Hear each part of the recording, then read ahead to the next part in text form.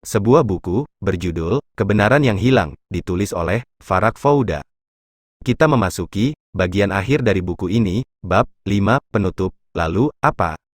Para pembaca tidak perlu risau jika merasa terguncang ketika membaca buku ini. Terguncang demi mencapai kebenaran adalah mulia. Terguncang dengan fakta-fakta jauh lebih baik daripada berbangga dengan kepalsuan. Namun penyebab utama keterguncangan itu, seperti sudah kita sebutkan di awal pembicaraan buku ini, karena jiwa kita memang lebih nyaman membaca apa yang kita sukai. Mendengar apa yang hanya ingin didengarkan, terlepas dari aspek kebenaran dan fakta yang didengarkan, juga menjadi bagian dari watak manusia. Karena mengklaim suatu kebenaran, di sini saya berkewajiban untuk menegaskan aspek kebenaran itu. Islam negara atau Islam ad-daulah, selalu merupakan reduksi terhadap Islam agama, atau Islam ad-din, bahkan menjadi beban baginya. Islam, sebagaimana yang dikehendaki Allah, adalah agama dan akidah, bukan hukum-hukum dan pedang. Sementara untuk aspek fakta, manusia, tetaplah manusia dalam setiap masa, baik pada masa Al-Khulafa Al-Rashidun, Umayyah, Abbasiyah, maupun pada zaman modern ini. Karena itu memperbincangkan imajinasi tentang Firdaus dunia, adalah omong kosong yang tak berguna, kesia-siaan yang tidak membawa manfaat, dan kebohongan yang tidak berpengharapan. Para pembaca mungkin sudah menangkap kesan bahwa perbincangan tentang sejarah dalam buku ini justru diarahkan ke masa kini, dan diproyeksikan untuk masa depan. Dalam orientasi dan proyeksi itu, saya seringkali harus menahan diri tatkala berhadapan dengan fakta-fakta yang memilukan atau kejadian-kejadian yang menyesakkan. Saya tidak tahu apakah para pembaca akan percaya kalau saya mengaku telah benar-benar menahan diri untuk tidak terlalu menyelami beberapa detail persoalan. Itu saya lakukan untuk menghindarkan diri dari ungkapan-ungkapan yang tercela atau berlebihan dalam mengumbar kebobrokan.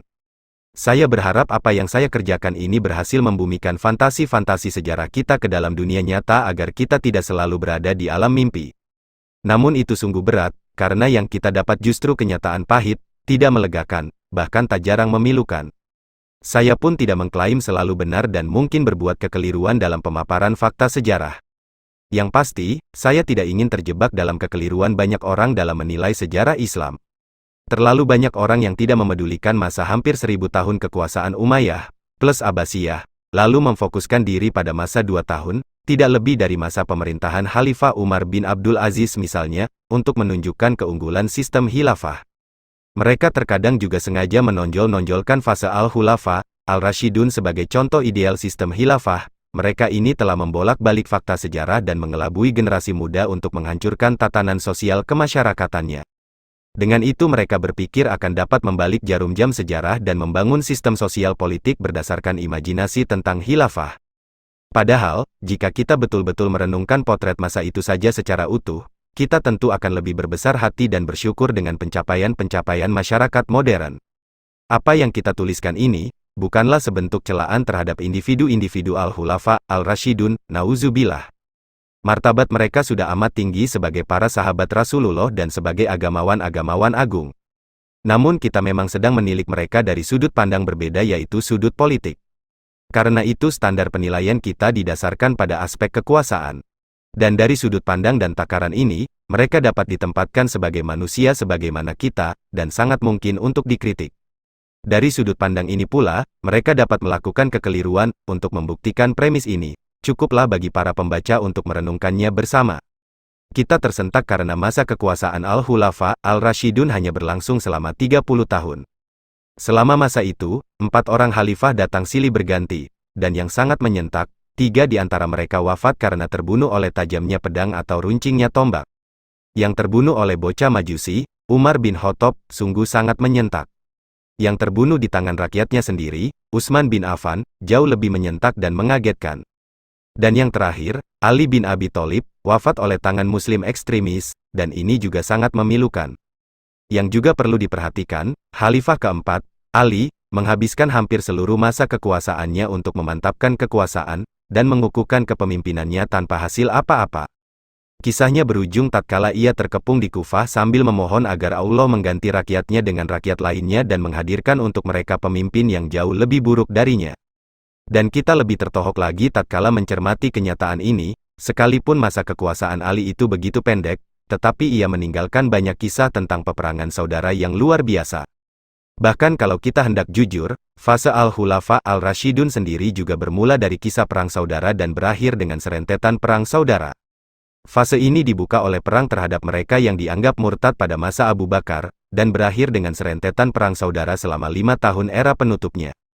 Dimulai dari perang unta antara para pemuka sahabat Rasulullah sendiri, lalu perang Siffin antara pengikut Ali melawan Muawiyah, lalu serentetan perang lainnya antara Ali dan kaum ekstremis, Hawari. Kita juga dapat mengatakan bahwa fase Khulafa al-Rashidin bermula dari sambutan hangat terhadap agama, baik dari khalifah maupun rakyatnya, dan berakhir dengan penerimaan agama oleh khalifah dan penolakannya oleh rakyat. Ini sekalan dengan semakin terbukanya mereka terhadap godaan dunia. Argumen kita untuk soal ini adalah jumlah kekayaan para sahabat yang makin bertambah, dan semakin berbondong-bondongnya orang mengerumuni Muawiyah dan semakin ramainya orang-orang yang berpaling dari Ali. Analoginya, tatkala rakyat dihadapkan pada hidangan nan lezat dari perjamuan Muawiyah dan kebenaran yang terang dari lisan Ali, maka yang dipilih adalah hidangan lezat Muawiyah dan pengabaian terang-terangan terhadap kebenaran. Islam agama tidak begitu, dan tidak semestinya begitu. Akan tetapi, begitulah Islam sebagai negara, dan ia beranjak seperti itu. Posisinya sama seperti posisi negara-negara agama di sepanjang sejarah umat manusia. Dan janganlah Anda terpedaya dengan awal kisahnya, karena yang akan dikenang mestilah ujungnya. Dan ujungnya itu akan selalu pahit. Anehnya, kita dianjurkan untuk tidak memetik pelajaran dan pengalaman darinya. Dan orang-orang yang tidak paham akan sejarah itu tidak bosan-bosannya mengajak kita untuk kembali kepada sistem khilafah dan negara agama. Intinya, kita diminta untuk membaca sejarah sembari mengulang-ulangi kekeliruannya. Kalau di tangan para Al-Khulafa Al-Rashidun saja terjadi kekeliruan-kekeliruan dalam penerapan negara agama, bagaimana mungkin nasib kita diserahkan kepada orang-orang masa kini, yang setahu kita, telah melahirkan barisan ekstremis yang tidak menimbulkan rasa aman di lingkungan masyarakat, karena aksi pembunuhan-pembunuhan politik yang dilakukan oleh agen-agennya. Darah orang yang tidak bersalah pun sudah ikut tercurah di tangan para mujahid yang serampangan ini. Dalam pemilu asosiasi pelajar terakhir, mereka pun tidak segan meneriakkan slogan yang sesuai dengan pola pikir mereka, tegakkan anarkisme. Mereka tidak dapat membedakan antara agama dan aksi kriminal, dan tidak menggunakan Islam kecuali untuk aksi kekerasan dan kutukan. Mereka tidak memandang Islam dari berbagai aspeknya yang lapang dada, tercerahkan, dan toleran. Sebagaimana kita, dari pembacaan terhadap beberapa bagian buku ini, para pembaca bisa jadi mengira bahwa saya sedang memprovokasi negara untuk berhadap-hadapan langsung dengan kalangan ekstremis itu, sambil berharap saya membenarkan perkiraan itu. Tidak, yang sesungguhnya saya inginkan, bukanlah menindak langsung ekstremisme dalam pemikiran, tetapi, yang saya inginkan adalah menghadapi kekerasan dengan ciuman, pedang dengan pelukan, bom dengan ungkapan-ungkapan yang menyejukkan. Saya berharap setiap orang yang menolak ekstremisme, belajar dari negara-negara yang lebih maju dan matang dalam menjalankan demokrasi. Dengan itu, mereka akan tahu bagaimana pengalaman Irlandia menghadapi kekerasan, Italia menghadapi terorisme Brigade Merah, dan bagaimana Jerman menghadapi terorisme gerilyawan Baader-Meinhof. Intinya, bagaimana mungkin kita bisa mengabaikan aspek analisis terhadap motif-motif mereka atau justru begitu saja menjustifikasi tindakan-tindakan mereka, sembari bersikuku dengan sikap yang kita anggap benar, mereka adalah musuh-musuh negara. Padahal, jika kita sedikit saja lebih menyelami motif-motif mereka, kita akan segera tahu bahwa yang sedang mereka sasar sesungguhnya bukanlah negara ansih, mereka sedang berupaya meruntuhkan seluruh sistem sosial politik yang sudah merupakan bagian dari hidup kita. Yang mereka usik adalah stabilitas yang ingin kita ciptakan dan tetap jaga, serta konstitusi yang kita junjung tinggi dan hormati. Karena itu, seandainya para penyeru jihad itu masih tetap mau mendengarkan kata-kata, saya akan selalu bersedia berdialog dengan mereka. Kalau mereka masih tergolong orang-orang yang dapat menerima perbedaan pandangan, saya menyarankan dilakukan debat yang santun dengan mereka. Dan bila mereka hanya kalangan yang apatis, saya menyeru agar mereka diyakinkan dengan argumen kinerja. Akan tetapi, tampaknya mereka tidak hanya sebatas apatis, melainkan juga sangat gemar mengkafirkan orang. Mereka tidak hanya ahli berkata-kata, tetapi juga ahli mencabut nyawa. Mereka bukan lagi dapat diajak berpikir, tetapi menghalalkan darah tanpa khawatir. Karena itu, kita tidak mempunyai jalan lain kecuali menuntaskan jalannya demokrasi sehingga mereka tidak merasa dikekang lagi. Propaganda-propaganda mereka mau tidak mau harus diladeni dengan akal sehat, sehingga sebagian orang yang lapang dada di antara mereka dapat berpaling. Dan tidak ada waktu lagi untuk tidak menegakkan supremasi hukum guna mencegah kekerasan dan mengisolasi dan menghambat kerja mereka di dalam masyarakat. Mereka pun harus dijauhkan dari kalangan yang moderat di dalam aliran Islam politik, sebab, di kalangan ini masih terdapat ustadz-ustadz terpandang dan ulama-ulama yang terhormat.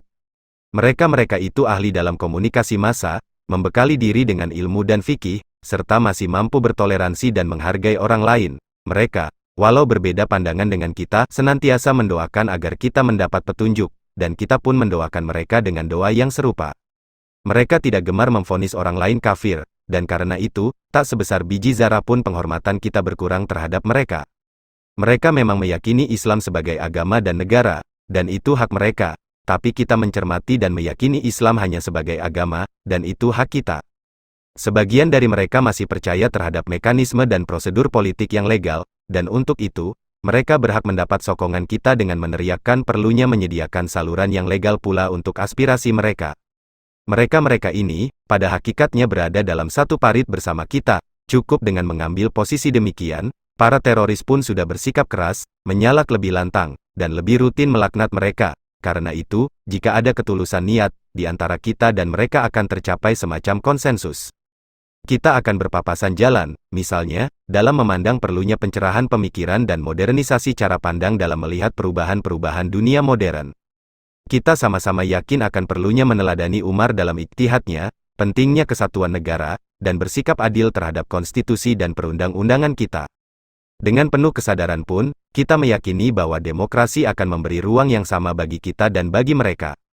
Kita juga percaya, masa depan adalah kepunyaan kita bersama, tanpa mengingkari keberadaan mereka. Kita pun yakin bahwa eksistensi Mesir sangat berharga hanya untuk direcoki oleh hiperbolisme agama dalam aspek simbol, bukan esensi, tampilan luar, bukan inti. Kita juga percaya bahwa Islam yang benar bersifat progresif dan akan selalu menjamin kepentingan umum. Islam mengejar kereta peradaban dan memperbanyak pengetahuan. Kita juga tidak pernah ragu bahwa ruang privat agama lebih luas dan lebih lapang daripada ruang publiknya. Karena itu, memaksakan pendapat terhadap orang lain adalah tidak sah. Kita juga meyakini bahwa legislasi hukum diperuntukkan bagi kemaslahatan manusia, sementara prinsip-prinsip dan dasar-dasar keyakinan dan legislasi adalah hak Allah. Kita juga percaya, Islam lebih memperhatikan aspek tujuan di atas cara. Kita juga sangat yakin, masa-masa awal Islam tidak akan pernah berulang dan kita pun tidak perlu pergi menjemputnya lagi. Keduanya adalah mustahil. Kita juga meyakini bahwa aktivitas berpikir jauh lebih penting dari memvonis kafir. Akal lebih utama daripada nakal. Toleransi meliputi semua. Hari perhitungan pasti akan datang di akhirat kelak, bukan di dunia kini. Islam juga tidak mengakui sistem hierarki kependetaan atau kekuasaan kaum agamawan. Islam juga tidak memberi label suci dan tanpa bercela kepada siapapun, dan karena itu tidak ada yang tabu untuk dikritik. Tak ada orang yang tidak tercela selain Rasul, tidak ada yang suci melainkan Allah. Islam tidak punya baju-baju, ia juga tidak punya gelar-gelar, tidak ada yang boleh mendakwakan diri sebagai pelindung agama. Setiap kita umat Islam dan setiap kita adalah para penjaga Islam. Setiap kita pun penjaga keutuhan negara, setiap kita mencintai Ibu Pertiwi dan siap berkorban untuknya, baik Muslim maupun Koptik. Kita bukanlah para penakluk umat Koptik, dan mereka bukanlah tawanan perang kita. Setiap kita adalah warga negara yang sama, kita bukan mayoritas, mereka pun bukan minoritas. Setiap kita adalah orang Mesir, kita bukan penguasa, dan mereka bukanlah rakyat jelata. Semua kita penguasa sekaligus rakyat jelata, semua kita sangat bergantung pada tanah air ini dan setiap kita harus sanggup membelanya. Lebih dari itu, setiap kita siap mempertahankan persatuan dan kesatuan berbangsa. Saya sadar betul bahwa pembicaraan ini telah begitu panjang, dan saya pun khawatir para pembaca sudah terlalu kenyang dibuatnya.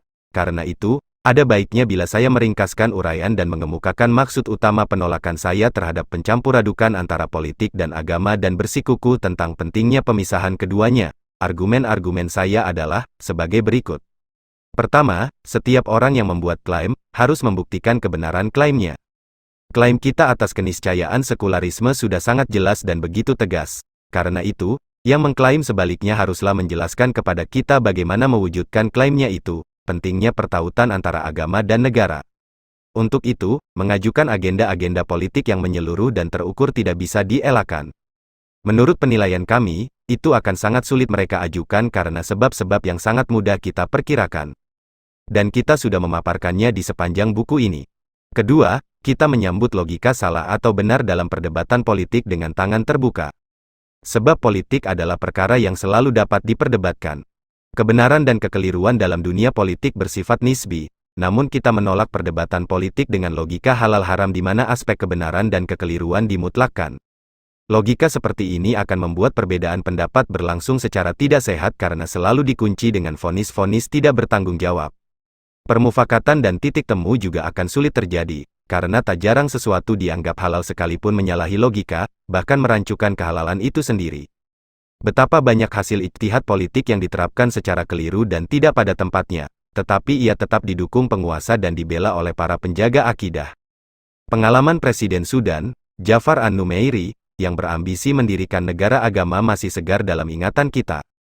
Doa restu yang bertubi-tubi untuk an-Numeiri, dari para ulama kita yang terhormat masih juga tinggal dalam ingatan kita.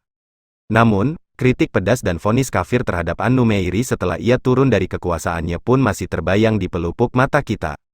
Karena itu, mungkin kita pantas bertanya tanpa bermaksud menyinggung siapapun, apakah tindakan mereka itu hanya tipu daya sehingga tidak perlu dipercaya, atau hanya kealpaan belaka sehingga mereka tak pantas terus dipuja?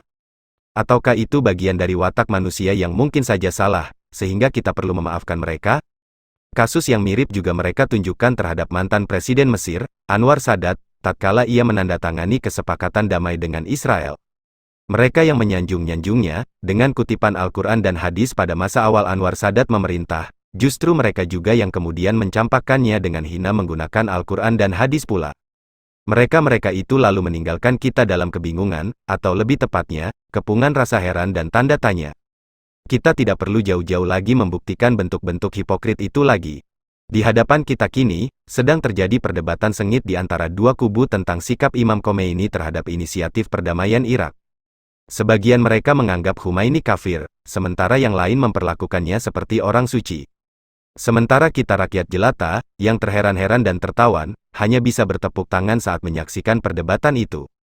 Pada akhirnya, yang kita saksikan bukan lagi perdebatan antara ide beradu ide, bukan antara kebijakan yang benar dan keliru, tetapi antara kekafiran dan keimanan. Inilah jenis dialog yang harus kita tolak. Dialog seperti ini tidak akan pernah dapat memengaruhi keyakinan yang sudah tertanam dalam sanubari kita, tidak pula akan menambahkan iman ke dalam lubuk hati kita. Ketiga, sesungguhnya fakta-fakta sejarah yang sudah kita paparkan di buku ini sudah lebih dari cukup untuk membuktikan keniscayaan pemisahan dan bahayanya pertautan antara agama dan politik. Fakta-fakta itu juga dapat menunjukkan betapa janggalnya seruan-seruan untuk mengembalikan sistem khilafah. Keempat, jika kita tinggalkan fakta-fakta sejarah dan langsung menukik ke aspek praktik negara yang mengusung slogan Islam dan mengklaim berhukum dengannya, kita justru mendapatkan bukti lain lagi, tentang pentingnya pemisahan antara agama dan negara, sekaligus menjadi argumen, bahayanya menautkan antara keduanya. Kita sangat ingin mendengarkan praktik-praktik yang sudah ada, dijadikan senjata pendukung argumen oleh para propagandis negara agama. Dengan begitu, kita dapat dengan mudah membalikkan argumen mereka menjadi senjata kita. Namun kita tahu pasti, bahwa mereka niscaya tidak akan melakukan itu karena alasan-alasan yang sudah kita maklumi. Kelima, argumen terakhir dan yang terpenting. Pemisahan itu justru jalan satu-satunya untuk menjaga keutuhan nasional, dan pertautan antara agama dan negara, justru menjadi jalan tercepat untuk meruntuhkan sendi-sendi persatuan. Berbagai kutipan sejarah tentang toleransi dan kelapangan dada umat Islam dalam memperlakukan ahli zimah, tidak akan dapat membantah ini, karena kita pun dapat menindinya dengan bukti-bukti sebaliknya yang lebih banyak lagi. Bukti-bukti itu, kalau dipaparkan di sini, justru akan membuat badan kita bergetar. Kita percaya, Islam memang telah menunjukkan toleransi yang tinggi dalam memperlakukan ahli kitab, bahkan terhadap orang kafir. Tapi dalam kenyataannya, Al-Quran tidak menafsirkan diri sendiri untuk memerinci ketentuan-ketentuannya. Islam pun tidak terterapkan dengan sendirinya, semua itu terjadi melalui proses agensi atau perantaraan umat Islamnya, dan betapa banyak kejadian buruk yang telah diperbuat umat Islam terhadap Islam. Kita tidak berkepentingan untuk membuka borok, memicu konflik, atau memunculkan polemik soal ini. Yang kita inginkan adalah pengukuhan aspek-aspek yang positif dari Islam, menghimpun yang terserak, dan merapatkan barisan. Ya Tuhan, alangkah keruhnya situasi dan betapa pentingnya memulihkan situasi. Para pembaca, izinkan saya untuk menutup perbincangan ini dengan sebuah kisah yang saban kali mengingatnya, air mata saya bercucuran, dan nurani saya terkoyak. Kisah ini baru berlangsung beberapa tahun lalu, tepatnya pada hari pemakaman jenazah Yusuf Wahbah, yang dibunuh oleh Aryan Saad. Aryan Saad adalah seorang penganut Kristen Koptik Mesir yang dengan inisiatif sendiri melakukan aksi pembunuhan terhadap Perdana Menteri Mesir yang juga penganut Koptik itu. Wahbah memang menjabat posisinya di tengah penolakan yang luas dari warga negara Mesir yang Muslim. Konon, Aryan sengaja melakukan aksi kriminal itu agar Wahbah tidak justru terbunuh di tangan Muslim sehingga memunculkan konflik sosial di tengah masyarakat. Tatkala lonceng gereja berdentang untuk menghormati jenazah Yusuf Wahbah, tiba-tiba dari sebelahnya terdengar suara azan yang begitu lantang. Kontan, semua hadirin langsung terisak dan bercucuran air mata. Semua yang hadir menyesalkan babak terakhir upacara penghormatan terhadap Yusuf Wahbah. Kita pantas bercucuran air mata bersama mereka, kita juga pantas terluka karena hilangnya salah seorang simbol penting toleransi Mesir dari seorang Koptik yang sedang kita lepas pergi. Kita meratapi warisan kearifan yang sudah beranjak hilang, meratapi sejarah keagungan Islam yang sudah kita lupakan. Aku bersumpah untuk Aryan, azan dan lonceng akan selalu berpelukan di tanah air ini. Semuanya menjadi hamba Allah yang setara, setiap orang mencintai ibu pertiwinya. Aryan, Mesir akan tetap utuh sebagaimana engkau dan kami inginkan, terjauhkan dari perpecahan, terhindar dari malapetaka, dan tak akan kami biarkan terbelah. Wahai orang-orang Mesir yang masih sehat jiwanya, apakah kita masih dapat beriringan jalan? Sekian, dengan ini, bagian terakhir dari buku, Kebenaran yang Hilang, yang ditulis oleh Farak Fouda, telah selesai. Terima kasih telah mendengarkan.